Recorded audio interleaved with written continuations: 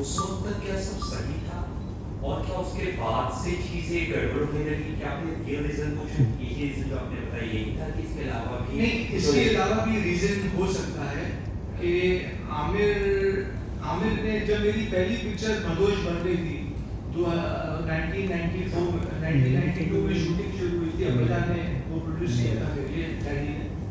तो आमिर ने उस वक्त भी मेरी पिक्चर की कहानी नहीं सुनी थी जब उन्होंने शुरू किया। तो पता नहीं, कुछ लोग बोल रहे हैं कि मीडिया में कि आमिर की जेलसी उस वक्त से थी तुम्हारे साथ, तो शायद वो जेलसी बढ़ते बढ़ते उसका ये रूप हो गया कि मेला के बाद जब मेला रिलीज हुई तो मतलब मेरा काम थोड़ा ज़्यादा अच्छा लगा लोगों को। तो ये लोग मुझे कहते हैं आज तक कि तुमने ज़्यादा अच्छा, तुमने बेस्ट काम कर दिया मेला मूवी में। तो शायद आमिर को और भी जेलसी बढ़ गई होगी, क्योंकि मेला के परफॉर्मेंस के बाद ही आमिर ने मुझे बोला कि फैसल तुम्हें एक्टिंग नहीं आती, तुमको एक्टिंग छोड़ देनी चाहिए। तो he was not encouraging at that time. तो maybe what I've heard that he was jealous and he was कुछ सिबलिंग राइवलरी रही होगी जिसकी वजह से उन्होंने ये कदम उठाया and could be possible, yes. Sir, आपने पब्लिक नोटिस में लिखा है कि I won't accept any monthly allowance from Aamir या आफ्टर, पर अभी जब आपने प्रेस कॉन्फ्रेंस के दौरान बोला तो आपने इस बात का कोई जिक्र नहीं किया कि आपको कोई मेंटेनेंस या अलाउंस उनकी तरफ से मंथली मिलता था। जी जी जी, ये अच्छा सवाल आपने पूछा। नहीं, मुझे एक मेंटेनेंस मिलता था जब मैं घर वापस लौटा, तो पहले तो मुझे 30,000 पगार मिलती थी, जो मैं स्क्रिप्ट डॉक्टर था मैं, तो तब मिलती थी। फिर आमिर ने एक दिन मुझे बुला के बोला कि सर मैं तुमको नौकरी से निकाल रहा हूँ, तो not no need to come to the office. तो maybe he felt I was not working hard enough और व्हाटएवर, तो शायद उन्होंने कदम उठाया। तो अब मेरे पास पैसा कहाँ से है, क्योंकि दुनिया तो अभी तक मुझे पागल समझती है, तो कौन काम देगा। तो फिर मैंने आमिर से बहस की एक दिन और मैंने बोला कि you have to give me a monthly sustain till I don't stand on my 2 feet, because तुम्हारी वजह से मैं पागल करार किया गया हूँ।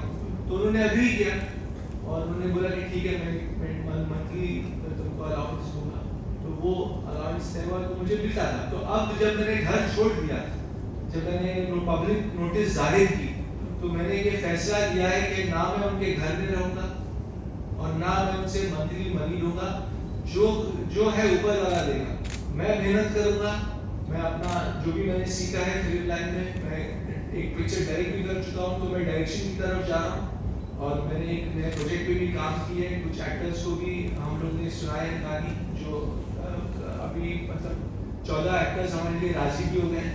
तो मैं अपना खुद मेहनत करूंगा और अगर ऊपर वाला चाहेगा तो मैं पिक्चर में भी डायरेक्ट करूंगा और एक्टिंग भी कर सकता हूँ। कुछ रोल्स ऑफर होंगे तो I am open to everything. एक और पॉइंट, तो अभी मैं पैसा नहीं लूंगा आप से, ना उनके घर में रहूं। एक और पॉइंट था कि आपने कहा कि मुझे बिग बॉस का साइनिंग अमाउंट मिला था जी। एंड वी ऑल नो कि Aamir and Salman are both in good terms, तो क्या वजह थी कि साइनिंग अमाउंट मिलने के बाद भी आप बिग बॉस हाउस में नहीं? हाँ, तो उस वक्त भी बिग बॉस का जो मुझे मिला था साइनिंग अमाउंट, सडनली मुझे निकाल दिया गया वहां से। तो मुझे पता चला कि आमिर ने कुछ स्ट्रिंग्स पुल किए और उनकी वजह से ही मुझे निकाला गया। जब उनको पता चला कि मैं बिग बॉस में जाऊंगा उस वक्त और मैं सब दुनिया के सामने अपना जो भी पेश करूंगा, जो आज मैं पेश कर रहा हूँ, तो वो डर गए और उन्होंने मुझे बिग बॉस से निकाल दिया। तो only he could have used his pull and power to remove me from Big Boss, वरना मैं वो शो भी करता। और कुछ सर, मेरा सवाल आपसे, जिस तरह से फॉल्स एलिगेशन और चार्जेस लगाए गए हैं फैसल पर थ्रू हिज फैमिली और unsound mind declare, I could relate to the film so much कि ऐसे हो रहा है मेरे साथ भी, कि मेरी बड़ी सिस्टर और उसके मेरा ब्रदर इन लॉ कैसे बिहेव कर रहे हैं मेरे साथ। तो बहुत अच्छी तरह से पेश किया संदीप बागा रेड्डी ने पिक्चर को। मैंने 2-3 बार देखा वो पिक्चर जाके। आपको आपकी डैडी की प्रॉपर्टी में से कुछ हिस्सा मिला? जी, डैडी के प्रॉपर्टी से मुझे कुछ हिस्सा मिला था और वो मैंने यूज अप कर दिया पिक्चर बनाने में और अपने काम में इम्प्रूव करने को। जो फैक्ट्री पिक्चर मैंने बनाई थी तो उसमें यूज हो गया और कुछ मैंने रखा भी है, तो कुछ पीपीएम बनाया था वापस, तो कुछ वहाँ भी इन्वेस्ट हुआ है थोड़ा पैसा। सर मैं पूछना था, अगर कल हो करके अमित जी बोले जो हुआ भूल जा, हम लेके काम करते हैं। जी एक सेकंड। अगर अमित सर कल जैसे प्रेस कॉन्फ्रेंस आपने किए, कल उन्होंने बोला कि जो हुआ उसे भूल जा, नई जिंदगी फिर से शुरुआत करते मिल करके, तो क्या आपके साथ में काम कर रहेंगे, साथ में भाई?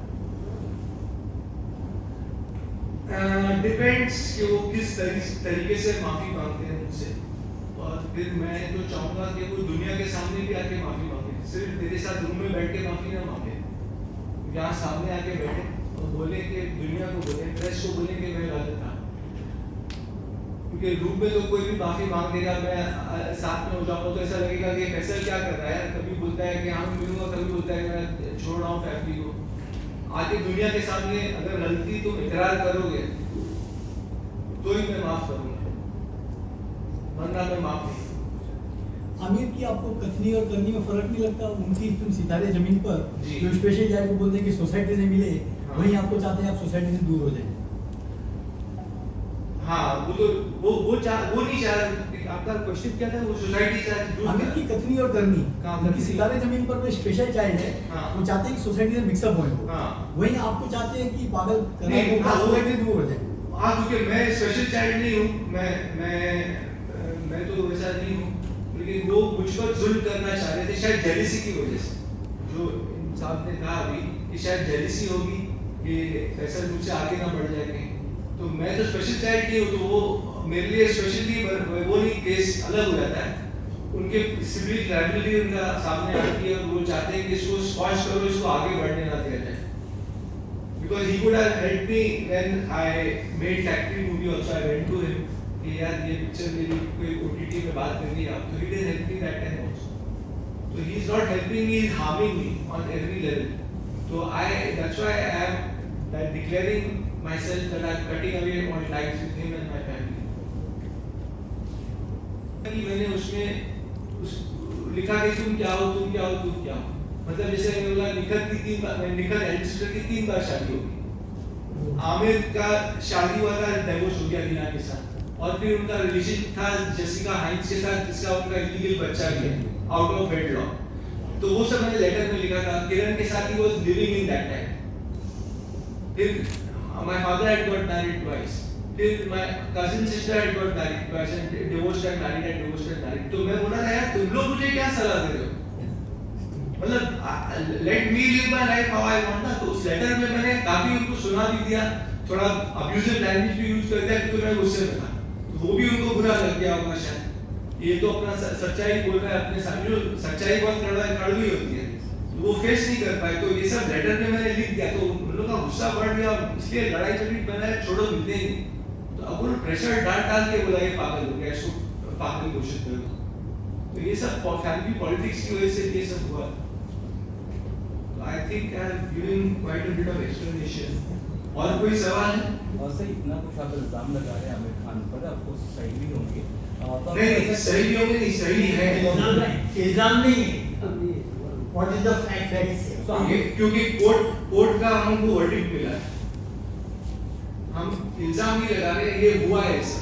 तो अभी हाल फिलहाल में हमने ये देखा कि आमिर खान ने उनकी टीम की तरफ से एक स्टेटमेंट आया था जी। उसके बाद आप लीगली जा रहे हैं आगे? नहीं, जो स्टेटमेंट आया था उसके बाद ही तो मेरा स्टेटमेंट आया कि मैं पब्लिक नोटिस दिया कि I am cutting all ties, I don't want to be with liars and all that. तो they are liars and they are misleading the press and the public, so I am cutting out all ties because they had given wrong reaction that I was lying. So I do not mix with hypocrites and liars, and that's why I gave the public notice that I want to cut all ties with the family. And मेरा verdict भी आप लोग पढ़िएगा क्या है। Public notice के बाद आमिर खान का या फैमिली की तरफ से किसी का कॉल आया आपको? आज मेरी बहन का फोन बहुत आ रहा था, फरहत का, okay. because I was holding a press conference. I got the on my phone I can show you how many times she's called me. So why was I scared that I should not come and speak my mind out and my heart out? अगर तुम लोग में दम है तो तुम लोग भी प्रूव करो। अगर तुम बोलते हो कि फैसल पागल है तो प्रूफ करो, खाली बोलो मत कि ऐसा हुआ, ऐसा करता था, वो करता था, प्रूफ लाओ। बिकॉज एंड देन वो प्रूफ उन्होंने कोर्ट के टाइम क्यों नहीं पेश किया? कोर्ट केस जब चल रहा था तब प्रूफ देना चाहिए था। अभी वो लोग आके क्यों बोल सकते हैं कि अरे फैसल ऐसा था, ऐसा करता था, ये करता था, तो कोर्ट में पेश करो ना। At the time that when the case was going on in 9th Court, Bandra, which finished on 16th of Feb. Feb 2008. In that also that they have not said anything. Nothing. So they will be fabricating. If they say anything, they will be fabricating stories. So let them fabricate. Then I will also answer.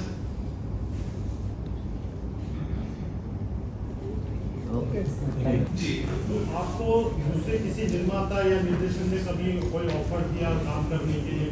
जी मैंने जब मेरा picture release हुई और मेरा काम लोगों को पसंद आया तो मैंने बहुत कोशिश की, प्रोड्यूसर्स के पास गया, सबको मिला कि मुझे कुछ काम मिले, लेकिन किसी ने काम दिया नहीं। तो फिर मैं मायूस होकर मैंने सोचा चलो बड़े प्रोडक्शन हाउस बड़े लोग नहीं दे रहे हैं तो मैंने कुछ छोटी पिक्चर की, क्योंकि छोटी पिक्चर भी कभी कभी निकल जाती है। तो मैंने बस्ती, काबू, बॉर्डर हिंदुस्तान का, चांद बुझ गया, ये सब पिक्चर की उस वक्त छोटी पिक्चर थी, लेकिन मैंने सोचा कि चलो काम करते रहो, क्या पता क्या हिट हो जाए। तो मैंने काम नहीं रोका। फिर मैंने जब छोटी पिक्चर मेरी नहीं चली तो मैंने टीवी सीरियल के तरफ भी मैं गया, मैंने आधी टीवी सीरियल किया। तो मैं लगातार कुछ ना कुछ काम कर ही रहा था। उस बीच में ये प्रॉब्लम शुरू हो गया, शादी करो शादी करो शादी करो वाला। ठीक है, थैंक यू। ये वो सब प्रॉब्लम शुरू हो गया। सर आपने 18 साल की प्रेस मीटिंग करी। नहीं मैं जब देखिए क्या होता है ना, हर चीज का एक वक्त मुकर्रर है। जब मैं केस जीता तो उस वक्त भी मैंने सोचा था कि शायद मुझे दिमाग में नहीं आया कि मुझे प्रेस कॉन्फ्रेंस करना चाहिए, क्योंकि मैं स्कीमिंग आदमी नहीं हूँ, मैं शातिर नहीं हूँ। तो मैंने सोचा था कि यार कभी आएगा कि नहीं बात के लोगों को मालूम पड़ेगा कि नहीं कि मेरे साथ क्या हुआ है। लेकिन मुझे क्या लगता है कि हर चीज का एक वक्त मुकर्रर है जिंदगी में, वो मेरे हाथ में भी नहीं है। तो वो इतने साल के बाद अभी जैसे मैंने एग्जांपल देता हूँ, मैं असिस्टेंट डायरेक्टर के तौर पे इंडस्ट्री में आया था। कैमरा से क्या मतलब जुड़ता हुई सिकंदर और तुम मेरे हो, लेकिन फिर मैंने डायरेक्ट किया फैक्ट्री इतने सालों के बाद। तो क्यों किया वो भी मुझे नहीं, मैं तो डायरेक्शन में जाना था, बट पता नहीं मैं उस बार एक्टिंग में चला गया। अब वो क्यों हो रहा है वो ऊपर वाला जानता है। आज जो प्रेस कॉन्फ्रेंस होना था तो हो गया, और आप लोग सब क्या है। और जब वक्त, हर चीज का वक्त मुकर्रर है जिंदगी में, जैसे जिंदगी और मौत का भी वक्त मुकर्रर है। आप ये नहीं बोल सकते कि मैं कल मर ही जाऊंगा या मैं कल पैदा ही हो जाऊंगा, वो मुकर्रर है वक्त। वो होना है तो वो होगा। मेरे साथ जो होना था, मुझे फैमिली के थ्रू होना था, तो आई वेंट, तो होना था। अब ये नहीं बोल सकता क्यों हुआ, वो तो ऊपर वाला ही जानता है कि क्यों और कब क्या होना है। आप इतना आध्यात्मिक की बात कर रहे हो, आपकी बातों में इतना बार बार आ रहा है कि ऊपर वाला देगा, गॉड देगा, तो आपको इतना कॉन्फिडेंस है कि ये मीटिंग करने के बाद, कॉन्फ्रेंस करने के बाद मुझे बेनिफिट होगा? बेनिफिट तो मैं नहीं चाहता हूँ, मैं खाली चाहता हूँ कि मेरा नाम क्लियर हो। मैं नहीं चाहता हूँ कि ये प्रेस कॉन्फ्रेंस इसके लिए नहीं है कि मुझे काम मिल जाए, तो मेरा काम देखकर ही काम मिलेगा मुझे। और वो वही है कि ऊपर वाले ही देगा। कि बेनिफिट ये नहीं, बेनिफिट ये है कि मैं मेरी फैमिली से दूर हो रहा हूँ, ये मैं उसकी तरफ लीगल स्टेप्स भी लेने वाला हूँ। तो ये प्रेस कॉन्फ्रेंस उसके लिए किया गया है कि भाई मेरे फैमिली वालों मेरे पीछा छोड़ो, और जो मेरा नाम खराब किया गया है वो सच जाहिर हो दुनिया के साथ, इसके लिए किया गया। Okay, thank you sir, thank you sir. एक फोटो क्या है और आप किस जुर्म में मुझे पकड़ रहे हैं। लेकिन उन्होंने कहा कि आपकी मदर और सिस्टर ने एक कंप्लेंट डाली है पुलिस स्टेशन में कि आप सोसाइटी को के लिए हार्मफुल है, आप डेंजरस टू सोसाइटी है, और आपको स्किज़ोफ्रेनिया है, ये उनके डॉक्टर्स बोल रहे हैं। तो मैंने कहा ये सब झूठी बात है। तो उन्होंने बोला खैर आपको चलना पड़ेगा, आप चलिए हमारे साथ। तो मुझे उनके साथ चलना पड़ा, क्योंकि वो होटल वालों ने भी बोला मुझे कि हम आपको रहने नहीं देंगे।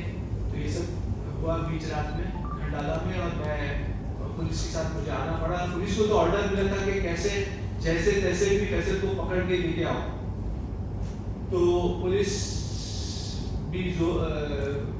भी लाचार थी, उन्होंने मजबूर थी, और उनको ऑर्डर दिया गया था कि फैसल को पकड़ के लेके आओ जहाँ से भी। तो ऐसा हुआ और मुझे पुलिस के साथ जाना पड़ा और फिर मेरा फ़ोन ले लिया गया। मैं खार पुलिस स्टेशन में सो गया और जब सुबह उठा तो मुझे मेरा फ़ोन मिला, क्योंकि इंस्पेक्टर संके ने जो खार पुलिस स्टेशन के इंस्पेक्टर थे इंचार्ज, उनको फ़ोन करके कहा कि इनको फ़ोन दे दो वापस फैसल को। तब मुझे मेरा फ़ोन मिला और मुझे पता चला कि मुझे कोर्ट में लड़ना है केस। अभी मेरी मदर जीनत ताहिर हुसैन और दिक्कत हेगड़े ने केस डाल दिया है आपके ऊपर, तो आपको केस लड़ना पड़ेगा। तो तब मैं फ़ोन खोल के मैंने जो ABCD ए अल्फ़ाबेट से स्टार्ट किया और मैंने फ़ोन लगाया अब्दुल रहमान को, जो देवनाथ चेंबूर में स्लॉटर हाउस में वो प्रेसिडेंट थे उस वक्त। तो वो मेरे साथ गोट फार्मिंग का जो मैं खोलना चाह रहा था फार्म, वो उसमें इन्वॉल्व थे और वो मुझे गाइड कर रहे थे। तो उन्होंने कुछ वक्त मेरे साथ बिताया था उस वक्त।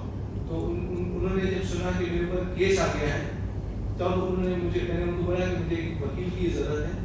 तो उन्होंने मुझे बोला ठीक है, मैं आपको मिलता हूँ 10 बजे इधर पैंड्रा ईस्ट के कोर्ट में और एक वकील के साथ मिलता हूँ।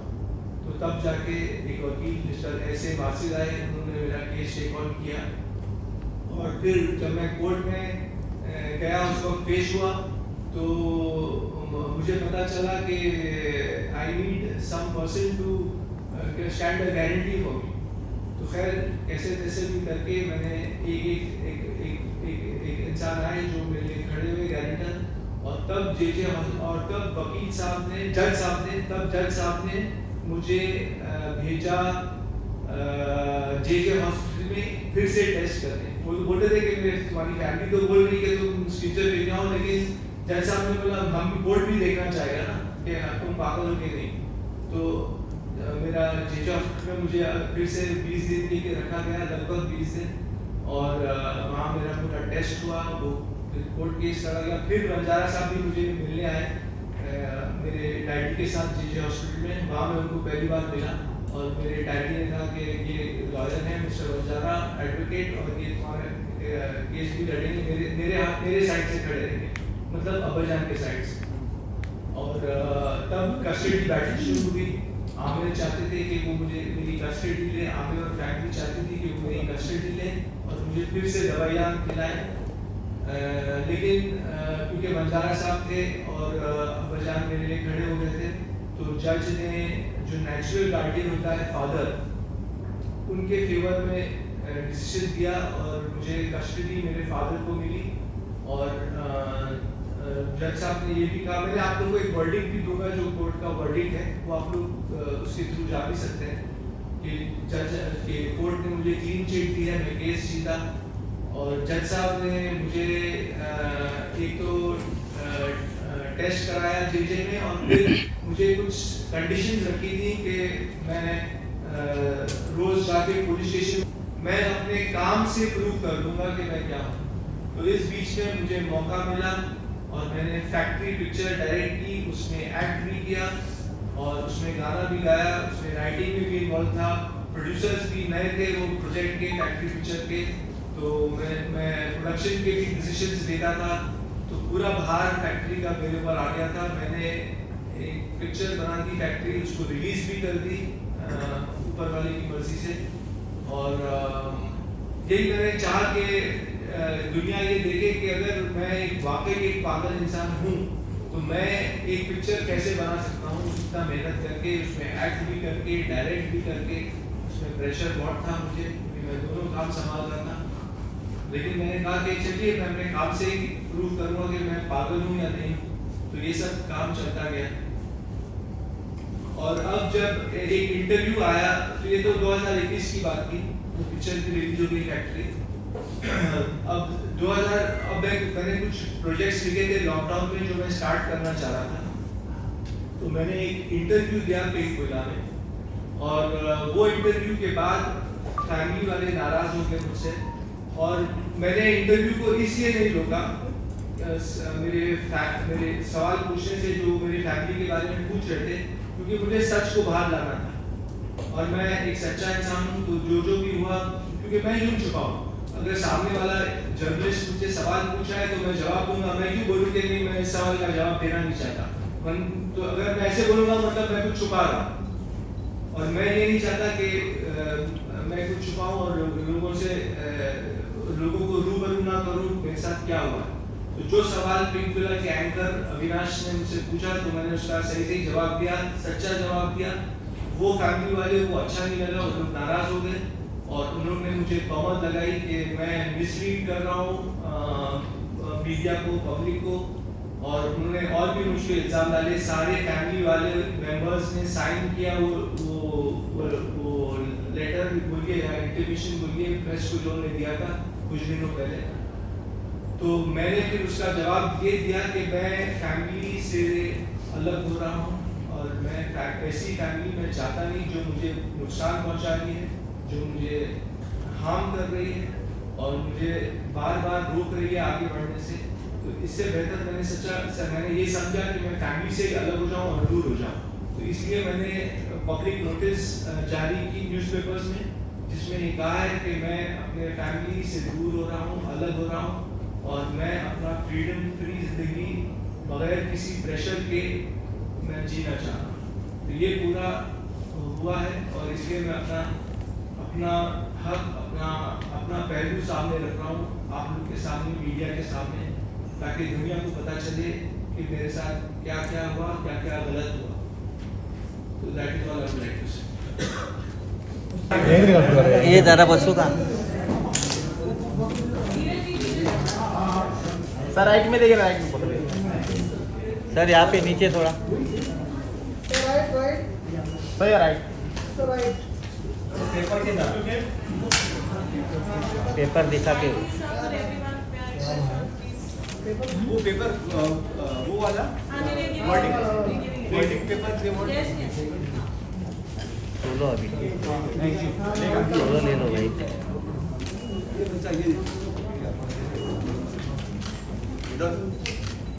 One look this side. Yes So one look this side. Sir, एक फोटो दीजिए आप सोलो। राइट में हाँ भाई सर, थोड़ा नीचे लो सर, ये राइट है। फैजल भाई नीचे थोड़ा।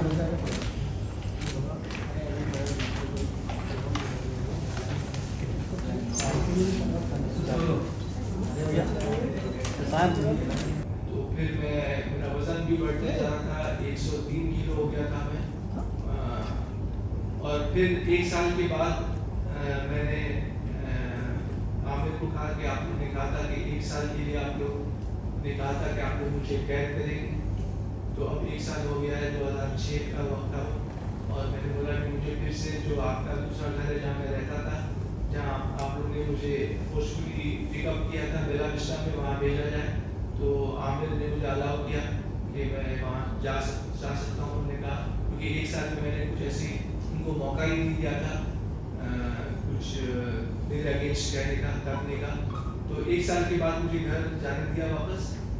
और फिर 2007 में फिर सब ठीक चल रहा था। मैं कुछ गोल्ड फार्म स्टार्ट करने की कोशिश कर रहा था और उसके यहाँ अहमदनगर में एक मैंने ज़मीन भी देखी थी और वहाँ गोल्ड फार्म स्टार्ट करने की मैं कोशिश कर रहा था और कुछ लोगों को मिल रहा था उसके लिए।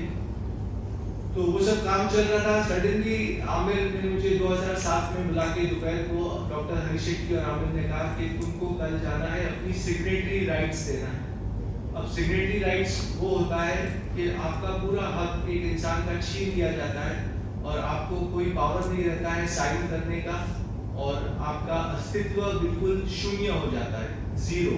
मतलब आप एक आदमी हैं, आप जी रहे हैं लेकिन आप कुछ कामकाज नहीं कर सकते, कोई चेक साइन नहीं कर सकते, कोई अग्रीमेंट साइन नहीं कर सकते। तो मुझे जब ये पता चला, मैं उनको तो हाँ बोल रहा था कि मैं जाऊँगा और डॉक्टर और जज के सामने बोलूँगा कि I M incapable of taking my decision. Aamir ने कहा था ऐसे बोलना है तुमको जाके जज के सामने कि मैं अपने फैसले खुद ले नहीं सकता और मुझे एक गार्डियन की ज़रूरत है। तो उस वक्त तो मैं हाँ बोल रहा था उनको कि हरीश शेट्टी को और आमिर को कि हाँ मैं जाऊँगा और सब करूँगा। लेकिन मेरे दिमाग में चल रहा था कि मैं अपने आप को अब कैसे बचाऊँ और इस चक्रव्यूह से कैसे निकल पाऊँ। और तब मैंने फैसला किया घर जाकर कि मैं घर छोड़ दूँगा और मैं घर से निकल गया, क्योंकि अब मुझे पता चल गया था कि मेरी फैमिली को मुझे टेक ऑन करना पड़ेगा। मेरी फैमिली मेरे खिलाफ है और मुझे अपनी फैमिली के सामने लड़ना पड़ेगा, खड़ा होना पड़ेगा। और तब मैंने फैसला लिया घर छोड़ने का, और मैं अपने दोस्त एक इंस्पेक्टर है मिस्टर संके, उनको मिला और उनसे मैंने राय ली कि मैं ऐसे ऐसे फंस चुका हूँ, मेरी फैमिली मुझ पर जुल्म कर रही है। उनको सारा मामला मैंने बताया तो मिस्टर संके ने कहा कि आप जाइए और आप एक गवर्नमेंट हॉस्पिटल में अपने आप को इवैल्यूएशन कराइए। संके ने कहा आप तैयार हैं कराने के लिए? तो मैंने कहा हाँ बिल्कुल, अगर मैं बिल्कुल कराऊंगा इवैल्यूएशन मेंटेन, क्योंकि अगर मैं सच में पागल हूँ तो मुझे फैमिली के पास जाना चाहिए और फिर मैं जाऊँगा। तो मैंने KEM हॉस्पिटल में जाके बहुत मुश्किलों से मैंने टेस्ट दिया, क्योंकि जब आप जाते हैं, कोई इंसान जब जाता है गवर्नमेंट हॉस्पिटल में टेस्ट करने को, तो आपको वो बगैर एक फैमिली मेंबर के टेस्ट भी नहीं करते। तो फिर मैं फंस गया फिर से, क्योंकि कोई सब फैमिली मेंबर्स मेरे खिलाफ थे। तो फिर मैंने कैसे भी अब्बाजान को कांटेक्ट किया और अब्बाजान ने कहा कि मैं तुमको एक लेटर दे सकता हूँ कि तुम नॉर्मल हो और तुम्हारी जांच की जाए। तो वो लेटर के बेसिस पे मेरा टेस्ट हुआ KEM हॉस्पिटल में, ये 2007 की बात है, 2007 अक्टूबर। और फिर मेरे इंस्पेक्टर दोस्त जो थे संके, उन्होंने कहा कि आप 2-4 दिन के लिए ज़रा गायब हो जाइए जब तक ये रिजल्ट्स नहीं आते, और जब ये रिजल्ट्स आ जाएंगे तो आपको कोई कैद नहीं कर सकेगा, आमिर फैमिली आपको कोई खतरा नहीं रहेगा उनसे। तो आप ये रिजल्ट्स आने का तक आप गायब हो जाइए। तो उस वक्त मैं खंडाला चला गया था, और पता नहीं कैसे भी, पता नहीं फैमिली को कैसे पता चल गया, और उन्होंने पुलिस भेजा मुझे अरेस्ट करने खंडाला में। और जब पुलिस बीच रात में आई खंडाला, तो मैंने उनको पूछा कि आप लोग क्यों, मुझे बोला आपको चलना पड़ेगा हमारे साथ, हम खार पुलिस स्टेशन से हैं। तो मैंने कहा कि लेकिन पुलिस को मैंने ये पूछा कि मैंने गलत क्या किया है। पुलिस जब भी पकड़ती है जब आपने कुछ गलत किया। तो मैंने पुलिस को क्वेश्चन किया कि आप मुझे किस सिलसिले में keeping well, and that's why he has been locked up in cozy home for a long time. Cozy nursing home. Cozy nursing home. That was the but इससे पहले Dr. Harish Shetty. इससे पहले जो हुआ था ना, जो मुझे आमिर ने फोर्सफुली लेके गया मेडिकेशंस दिए 2005 में, और 2005 जब आपके आने से पहले भी। Yes. आप तो 2008 में अब्बाजान के साथ आए थे Yes. कोर्ट में, तो वो आपने डाली। उससे पहले जो मेरे साथ हुआ था, मेरा जो फैमिली ने गलत मेडिकेशन दिया, मुझे टॉर्चर किया, कोजी नर्सिंग होम में बंद किया। डॉक्टर हरीश शेट्टी ने वहाँ मुझे एग्जामिन किया, और उनका पहला लाइन था डॉक्टर हरीश शेट्टी का कि इसकी गुर्मी निकालनी है।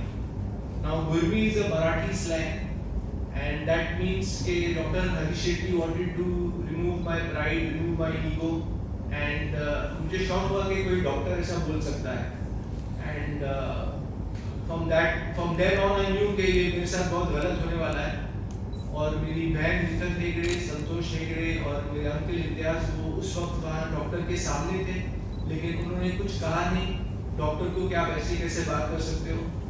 और फर्स्ट ऑफ ऑल आमिर ने भी आके मुझे गलत तरीके से पकड़ा, और पुलिस के साथ आए थे आमिर 2005 में मेरे घर पे, जो उनका ही घर है असल में, बेला विस्टा में। और उन्होंने मुझे धमकी दी कि अगर तुम नहीं चलोगे साइकियाट्रिस्ट के पास तो तुमको दूसरे रूम में डॉक्टर है, वो तुम्हें इंजेक्शन देगा, तुम्हें अनकॉन्शियस करेगा और तुमको ज़बरदस्ती लेके जाया जाएगा मेंटल इवैल्यूएशन कराने के लिए। तो मैं तो शॉक में भी था, और मैंने आमिर को उस वक्त बोला कि ये सब करने की क्या जरूरत थी, अगर तुमको मेंटल इवैल्यूएशन करना ही था तो मुझे ऐसे ही बोल देते, मैं तो तैयार था। और मैं उस वक्त उनके साथ चला गया कोजी नर्सिंग होम में। वहाँ उन्होंने मेरा फ़ोन भी ले लिया, मेरे अंकल इम्तियाज ने मेरा फ़ोन ले लिया, और मैं बिल्कुल लाचार था, हेल्पलेस था, और उनकी मर्सी पे था आमिर खान और फैमिली के। और फिर डॉक्टर ने जब ऐसी बात की तो मुझे मालूम पड़ गया कि मेरे साथ बहुत गलत होने वाला है और मुझे हर चीज़ सहनी पड़ेगी। लेकिन उस दिन भी मैंने उन लोगों को कहा था कि मैं एक चीटी हूँ। मेरी सिस्टर निखिल और संतोष शेगड़े को मैंने कहा था कि मैं चीटी हूँ इस वक्त, लेकिन एक दिन आएगा जब चीटी भी हाथी को मार के जाएगी, और शायद वो दिन आज आ गया है। मैं सबके सामने ये कहना चाहूँगा कि मेरे साथ बहुत गलत हुआ, और मैंने बहुत सहा उनकी और उनके टॉर्चर को सहा मैंने। बहुत ट्रॉमेटिक टाइम था मेरे लिए। तो ये 2005 में मुझे पहले कोसी नर्सिंग होम में बंद किया गया, ज़बरदस्ती दवाएं दी गई गलत सलत, और फिर आमिर 19 दिन के बाद मुझे आमिर के घर पे कैद कर दिया गया, जहाँ रूम के बाहर बॉडीगार्ड्स रहते थे और मुझे ज़बरदस्ती दवाएं दी जाती थी। और जब मैंने कोसी नर्सिंग होम में भी कहा था कि मुझे दवाइयाँ की ज़रूरत नहीं है, तब भी मुझे फोर्सफुल मेडिकेशन दिया। एक ड्रग का नाम है सेरेनेस, जो उसका टेस्ट भी नहीं आता है और वो कलरलेस भी रहती है, वाटर के कलर की रहती है। तो वो बॉडीगार्ड सब लोग मुझे वो दवाई देते थे, पानी में इंजेक्शन के थ्रू बॉटल में डालते थे, और मुझे पानी और खाना तो खाना ही था जिंदा रहने के लिए। तो जब मुझे एहसास हुआ कि मैं 20-20 घंटे सो रहा हूँ, तो मैंने मेरे सिस्टर को बुला के कहा कि मुझे पता है कि तुम लोग मुझे दवाइयाँ दे रहे हो चुपचाप, तो मैं ये ओवरडोज हो सकता है and I can lose my life, मैं अपनी जान खो सकता हूँ। तब मैंने डॉक्टर से रिक्वेस्ट किया और निखिल को रिक्वेस्ट किया कि मैं जो आप लोग दवा मुझे फोर्सफुली दे रहे हो, मैं उसको लेने के लिए तैयार हूँ, क्योंकि मैं नहीं चाहता था कि मुझे ओवरडोज हो जिससे मेरी जान को खतरा था। तो ये सब टॉर्चर हुआ। फिर आमिर के घर पे मुझे 1 साल बंद किया गया ज़बरदस्ती और दवा। Good evening everybody. Sorry I got late because of the rains, and thanks to all of you all for coming. This mic is here. Sound. Hello. Good evening everybody. Thanks. No sound. आवाज नहीं आ रही? नहीं, ऐसे ही आ रही। From the mic. Then the mic be on. Good evening everybody. Thank you for coming. It's been raining, but it's so kind of you that you wanted to come, and I'm sorry I've got late because of the rains.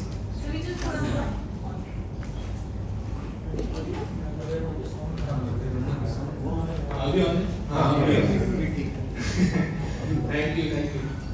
Good evening everybody. Thank you for coming. It's been a rainy day. I got late, so I'm very sorry. And I had to pick up Mr. Vanjara Saab.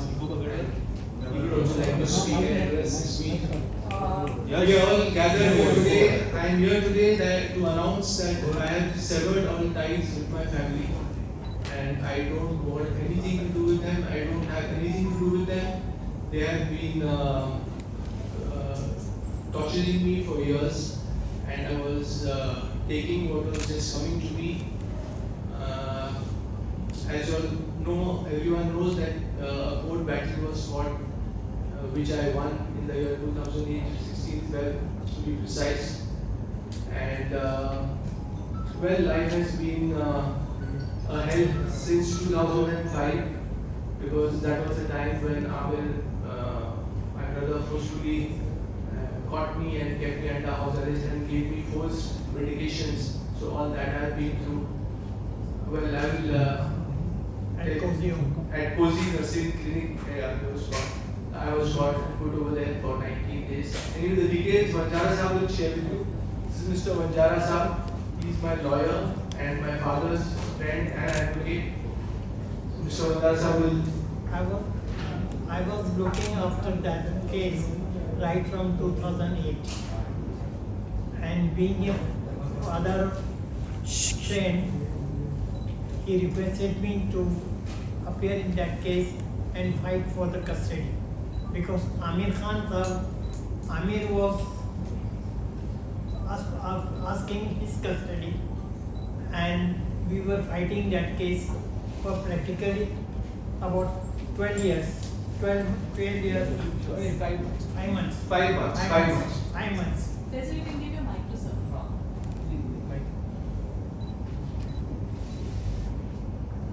And then finally the custody was given to Tahir Hussain Saab, and then afterward court has allowed the custody to Tyrus and then afterward he requested that you should go and take the certificate from the JJ hospital. And even JJ hospital also, Mr. Faisal Khan was for 21 days. 21 days. Around 20 days. 21 days. And thereafter, so even from JJ hospital also, the clean sheet has been given and that he is not suffering from schizophrenia. That is the only thing was there, and that was their case only.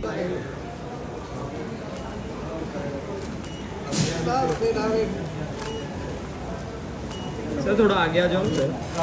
हाँ So your center, both of your center here. आपके left में left So your center. Centre sir आपका एक solo कर. आपका एक solo करने दीजिए. सोलो चाहिए. हाँ.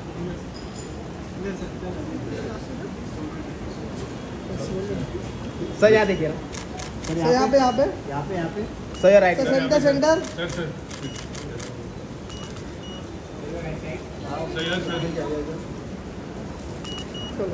सर एक मिनट. सर यहाँ पे वेट. सर यहाँ. सर यहाँ सर आपके राइट में. Thank you so much sir. Sir thank आइए. आइए सर आइए. आता रहिए.